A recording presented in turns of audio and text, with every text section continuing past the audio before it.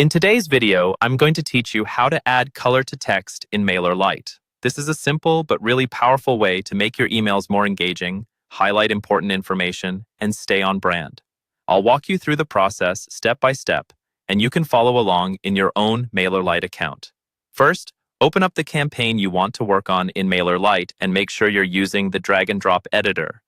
This is the editor that lets you move content blocks around visually. Once your campaign is open, look for the text block you want to change. Click directly on that text block to start editing.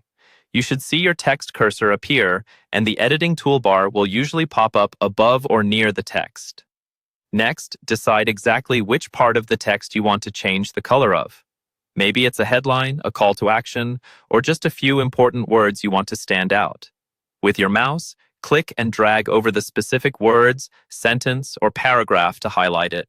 You'll know it's selected when it's shaded or underlined, depending on your browser and settings.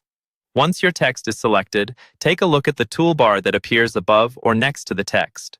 On that toolbar, find the text color icon. It typically looks like a capital letter A with a small colored bar or line underneath it. Go ahead and click that icon.